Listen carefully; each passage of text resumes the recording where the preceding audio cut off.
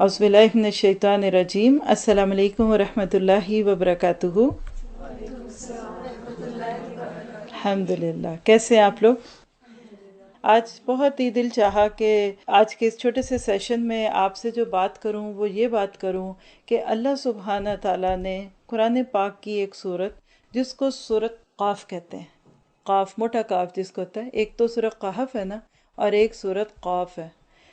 میں آپ سب سے اس چیز کی توقع کروں گی کہ آپ لوگ اگر بعد میں جا کر اس صورت کو سنیں، اس کا ترجمہ، اس کا مفہوم، اس کے کسی بھی چیز پہ غور کریں تو آپ دیکھیں گے کہ اس صورت کی روشنی میں ہمیں لفظ قاف سے شروع ہونے والی بہت ساری چیزیں دکھیں گی، اور آپ دیکھیں گے کہ اللہ سبحانہ تعالیٰ نے ہم سب کو پیدا کیا، ٹھیک ہے؟ اللہ کے نبی صلی اللہ علیہ وسلم نے فرمایا کہ اللہ تعالیٰ نے سب سے پہلے جو چیز پیدا کی وہ قلم تھا۔ قلم، بخاری کی روایت ہے کہ اللہ تعالیٰ نے قلم کو پیدا کیا اور کہا اکتب، لکھو، اور وہ قلم لکھتا گیا اور لوگوں کی تقدیریں سب بنتی گئیں، اور اس کے بعد پھر اللہ نے ساری کائنات کو اس کے مطابق پیدا کیا۔ یہ بالکل ایسے ہی کہ جیسے گھر بنانے سے پہلے ہم اس کا ایک نقشہ بنا لیتے ہیں، تو قلم قاف سے شروع ہوتا ہے۔ اور سوچئے ذرا آپ لوگ، قاف سے کیا شروع ہوتا ہے؟ قاف سے قرآن۔ قلم کی اہمیت، اقرأ بسم ربک الذی خلق، خلق الانسان من علق، اقرأ وربک الاکرم۔ پہلی وحی میں یہ لفظ ہمیں اقرأ کی صورت میں دکھتے ہیں۔ قرآن پاک کی ایک باقاعدہ سورۃ القلم موجود ہے، 29ویں پارے کی دوسری صورت، بالکل سورۃ ملک کے ساتھ والی صورت ہے، جس کو سورۃ نون بھی کہتے ہیں، سورۃ قلم بھی کہتے ہیں۔ قلم کی اہمیت پہ اگر ہم غور کر کے دیکھیں تو آج ہم سسٹرز اپنے عمل پہ غور کرتے ہوئے سوچیں کہ کیا آج ہم قلم کا وہ استعمال کرتے ہیں جو آج کے دور میں ہم مختلف دوسری چیزوں کا کرتے ہیں؟ یہ ٹھیک ہے کہ آج قلم کی جگہ پہ ہمارے ہاتھوں میں ماؤس آ گئے، کمپیوٹر آ گئے، آج کی اسکرین جو ہے وہ آج کا پیپر ہے، اور آج کی ٹائپنگ اور چیٹنگ جو ہے یہ قلم ہے، لیکن لکھنے کی اہمیت سمجھ آتی ہے۔ پھر اسی طرح آپ دیکھیے کہ قاف کے ساتھ قیامت بھی ہے، کاف کے ساتھ قبر بھی ہے۔ یہ چاروں چیزیں اگر آپ جوڑ کے دیکھ لیں، قلم، قیامت، قبر، اور اسی طرح سے قرآن، ان سب کا آپس میں گہرا تعلق ہے۔ اللہ سبحانہ تعالیٰ سورۃ قاف میں فرماتے ہیں بسم اللہ الرحمن الرحیم، قاف والقرآن المجید۔ قاف، قسم ہے قرآن مجید کی۔ اب دیکھیے کہ اللہ تعالیٰ نے قرآن کی قسم کھائی، بل عجیب ان جاءہم منذر منہم فقال الکافرون ھذا شیء عجیب۔ اللہ تعالیٰ کہتے ہیں کہ میرا نبی آیا۔ اگر ہم تھوڑا سا آج اپنے حالات پہ نظر رکھتے ہوئے نبی صلی اللہ علیہ وسلم کے حالات کو سامنے لے آئیں، تو جب اللہ تعالیٰ نے آپ کو وحی کے لیے چنا اور آپ اس معاشرے کے بہت پیارے تھے، لوگ آپ کو پیار کرتے تھے، جس کو آپ یہ کہہ لیجئے کہ beloved of the others, apple of the eye تھے۔ لوگ آپ کے بارے میں کہتے تھے کہ آپ صادق اور امین ہیں، یعنی ہمارے نبی کے بارے میں اتنی لوگوں کی اچھی گواہی ملتی ہے۔ بالکل اسی طرح سے جب ہم دنیا میں جیتے ہیں، چلتے ہیں، تو بہت سارے لوگ ہم سے پیار کرتے ہیں۔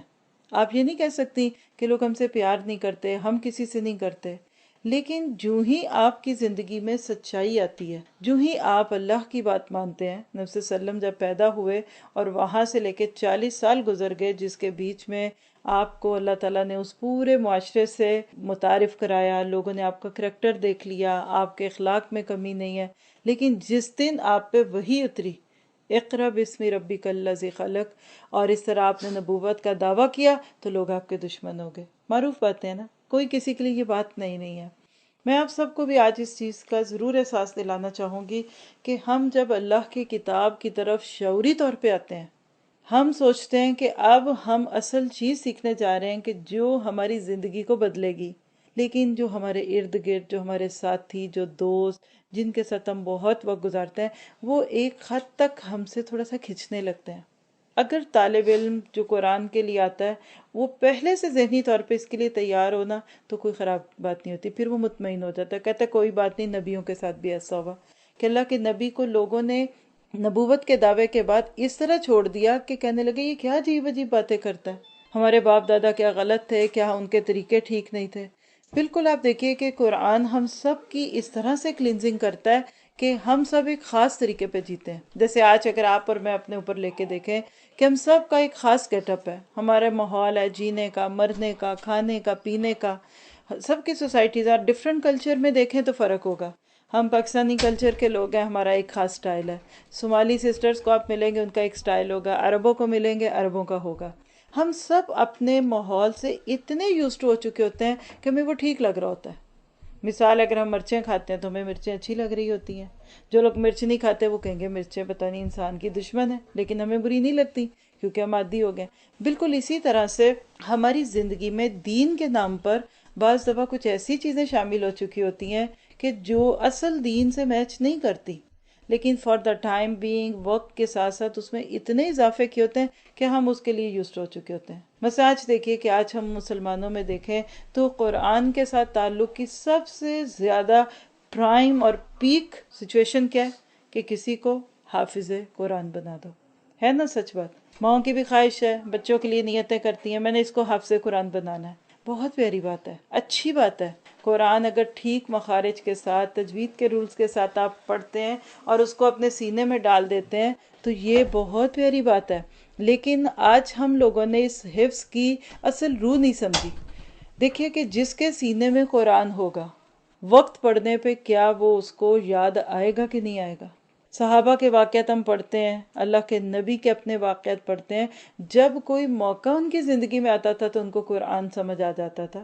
مثلا آپ دیکھیے کہ ایک عورت کے بارے میں آتا ہے کہ عبداللہ بن مبارک کو ملی، معروف واقعہ، کئی دفعہ آپ نے سنا ہوگا. اب وہ صحرا میں بھٹکی ہوئی عورت تھی. جب انہوں نے جا کے اس کو سلام کیا، کہا کہ السلام علیکم ورحمۃ اللہ، تو کہنے لگی سلام قولا من رب رحیم. سورۃ یاسین کی آیت پڑھ دی کہ اللہ تعالیٰ جنتیوں کو سلام بھیجے گا. کہا کہ اماں تم کدھر تم آج کس حال میں، آپ ادھر کیا کر رہی ہیں؟ کہنے لگی من یضلل اللہ فلا ہادی لہ، جسے اللہ بھٹکا دے اس کو کوئی ہدایت دینے والا نہیں. کہیں گے اچھا اماں آپ کدھر سے ہیں؟ کہنے لگی سبحان الذی اسری بعبدہ لیلا من المسجد الحرام الی المسجد الاقصی، پاک ہے وہ ذات جو مسجد حرام سے مسجد اقصی کی طرف لے گیا. یعنی بتا دیا کہ میں بیت المقدس سے ہوں. کہنے لگے کہ اماں تم یہاں کب سے ہو؟ تو کہنے لگی ثلاث لیال سویہ، 3 راتوں سے. کہا کہ اماں آپ نے کچھ کھایا؟ کہیں گے ان تصوموا خیر لکم. جو بات وہ کرتے ہیں اماں جی کی زبان سے قرآن ہے. میں نے اس پہ پورا درس دیا تھا، اگر کبھی آپ کو ویب سائٹ پہ ملے، اور اس میں یہی بتایا تھا کہ اللہ کی کتاب اور میری کتاب. یعنی اللہ کی کتاب میرے نام اعمال کا حصہ کب بنے گی؟ جب قرآن ہمیں سمجھ آئے گا. لوگ ہم سے پوچھتے ہیں آپ نور القرآن میں کیا پڑھاتے ہیں؟ لوگوں کے سوال ہوتے ہیں نا، آپ کا کیا مین تھیم ہے؟ تو میں ان کو کہتی ہوں کہ میری نظر میں سب سے بڑا تھیم کیا ہے کہ اللہ کی کتاب آپ کو ایسے سمجھ آنے لگتی ہے جیسے آپ اپنی دوستوں سے باتیں کرتے ہیں. جیسے اس وقت آپ دیکھیے کہ میں بات کر رہی ہوں اور آپ کتنے پیار سے سن رہے ہیں نا. اگر آپ کو میری بات سمجھ ہی نہ آتی تو کیا آپ سن سکتے تھے؟ یہاں کوئی ایسی سسٹر ہو جن کو اردو نہیں آتی، کتنی کو دیر بیٹھتی؟ نہیں بیٹھیں گی نا. یہ ہے فرق. آج ہم قرآن پڑھتے ہیں، ہم قرآن خوانیوں میں سپارہ پڑھتے ہیں، اس دوران بھی کبھی باتیں ہو جاتی ہیں، کبھی توجہ جھٹکتی ہے، کبھی ادھر دیکھ کبھی ادھر دیکھ. کیوں؟ ہمیں سمجھ ہی نہیں آ رہا ہوتا. لیکن آپ دیکھیے کہ اگر ہمیں وہ سمجھ آتا ہو، جب سمجھ آ رہا ہوگا تو پھر ہمارا یہ حال ہوگا. جیسے میں آپ کو ایک چھوٹی سی مثال دیتی ہوں. جب بیسٹ فرینڈ آپ کے پاس ہو تو آپ کو اس وقت کیا دل چاہتا ہے؟ کہ آپ تنہا ہو. چھوٹی بہن تو بالکل پاس نہ ہو، شکایتیں لگاتی ہیں جا کے امی کو. پھر اس طرح آپ دیکھیے کہ ہمارا دل کرتا ہے ہم ان سے اپنے دل کی باتیں کریں. بعض دفعہ دوستیں آپس میں جب بیٹھتی ہیں تو دکھ سکھ میں آنسو نکل آتے ہیں. دل نہیں چاہتا کوئی دوسرا ہمیں اس حال میں دیکھے. پھر کبھی ہمارا دل چاہتا ہے کہ ہم اپنی دوست سے مشورہ لیں، ساتھیوں سے مشورہ لینے کو دل چاہتا ہے. پھر اسی طرح دل چاہتا ہے کہ جب گھر میں کوئی نہ ہو تو کل اللہ کرے کہ امی میری دوست کو میرے گھر چھوڑ جائیں تاکہ ہم دونوں سلیپ اوور کر لیں. یہ ساری چیزیں ہم سب نے یہ وقت گزارے ہوئے ہیں نا کہ دوستوں کے ساتھ کیا دل کرتا ہے. پھر اس کے بعد آپ دیکھیے کہ انسان کا دل کرتا ہے کہ جب میرے گھر میں کوئی خوشی کا موقع ہو تو میری دوست ضرور آئے، کوئی غم کا موقع ہو تو میری دوست مجھے تسلی دے. یہ ہم سب زندگی کے مختلف ادوار میں دیکھتے ہیں. اب آپ امیجینیشن میں لائیں کوئی بھی دوستیں آج تک جو بچپن میں آپ کو ملی. مجھے یقین ہے کہ بچپن سے، یہ چھوٹے بچے ہیں نا، ان سے لے کے اگر آپ اپنی ینگ ایج اور ہم سب اپنی میچور ایج کو اگر دیکھیں تو ہر دور میں ہماری دوستیں بدل گئی نا. بچپن کی دوستیں بچپن میں تھی، پھر ہم بڑے ہوئے تو بڑی دوستیں، اگر وہی بڑی ہو گئی ہوتی تو ٹھیک ہے، لیکن ہم پھر اپنی عمر کی دوستوں کو پاتے ہیں. پھر اس عمر میں آتے ہیں تو ہمیں اپنی عمر کے چاہیے. لیکن اگر کوئی آپ سے یہ کہے کہ صرف ایک ہی دوست ایسی ہے، جب آپ بچی تھی تو وہ آپ کے ساتھ بچی تھی، آپ بڑی ہوئی تو وہ آپ کے ساتھ بڑی ہو گئی، تو آپ کہتے ہیں یہ کیسے ہو سکتا ہے؟ اتنے مختلف روپ کیسے ہوتے ہیں؟ تو وہ دوست ہے میری اور آپ کی یہ کتاب۔ آج ہم نے اس قرآن کو اپنی سہیلی اور اپنا دوست بنانے کا ارادہ کر لیا۔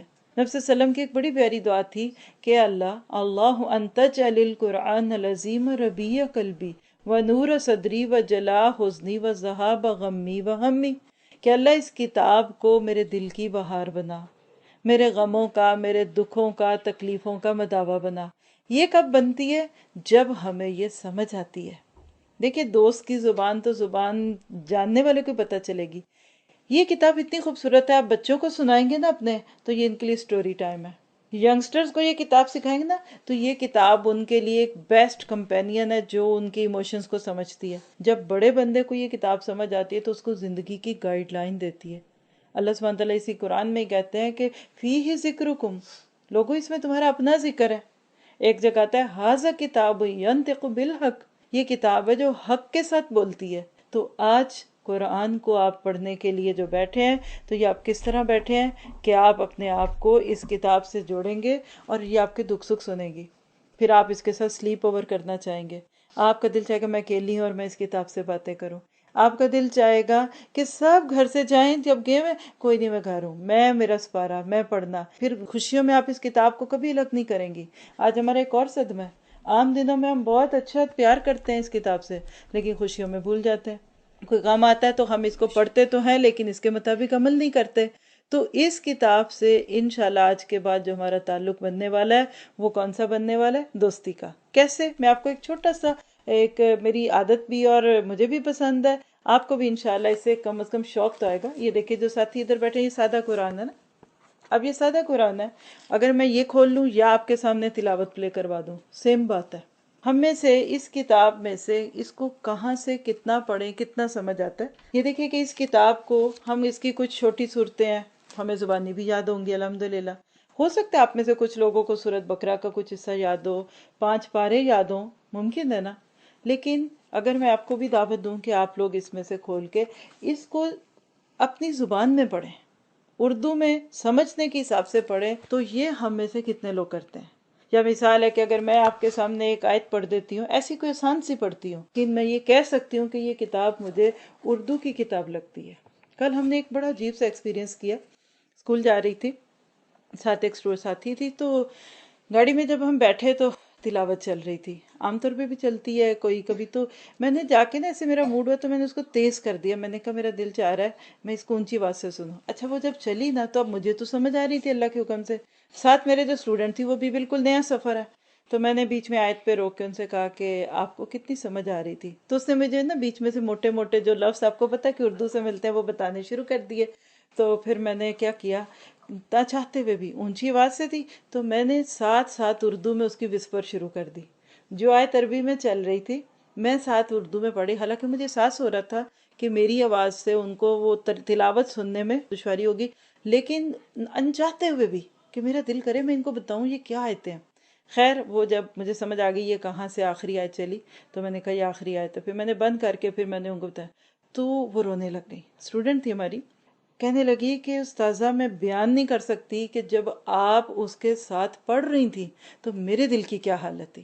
تو میں نے انہیں کہا کہ دیکھیے آپ ابھی اسٹوڈنٹ ہیں، انشاءاللہ آپ اس سے بھی اچھا پڑھیں گی، مجھے یقین ہے آپ میرے سے بھی اچھا پڑھیں گی، کیونکہ آپ کو ابھی سے یہ باتیں بتائی جا رہی ہیں، ہم نے تو کر کر کے کی ہیں، جن کو پہلے دن سے یہ چیز بتائی جائے ان کا تو حال اچھا ہی ہوگا نا۔ تو میں نے کہا کہ مجھے ایسے لگ رہا تھا کہ قرآن جب چلتا ہے نا، تو عربی زبان جیسے یہ تیز تلاوت ہم سن رہے تھے، اور جو میری دھیمی دھیمی آواز تھی نا، یہ ہمارے دل سے اٹھے۔ اصل تلاوت یہ ہے، اصل حس بھی یہی ہے۔ یہ ہمارے یہاں جو نا حافظ صاحب حافظ بن گئے، نماز ہی نہیں پڑھتے، کئی مائیں دکھی ہیں کہتی بچے نماز نہیں پڑھتے، کئی حافظ صاحب بنے اور جوان ہوتے ہی لڑکیوں کے چکروں میں پڑ گئے، کیونکہ لفظوں کے حافظ ہیں، معنی کے نہیں ہے، مفہوم کے نہیں ہے۔ اللہ تعالیٰ سے بہت زیادہ دعا کروں گی کہ وہ ہم سب کو اس کتاب کے ساتھ اس طرح سے جوڑ دے کہ ہم اس کو اپنی زندگی کی کتاب بنا لیں۔ جزاک اللہ خیر، سبحانک اللہم و بحمدک، اشہد ان لا الہ الا انت، استغفرک و اتوب الیک۔ السلام علیکم و رحمۃ اللہ وبرکاتہ۔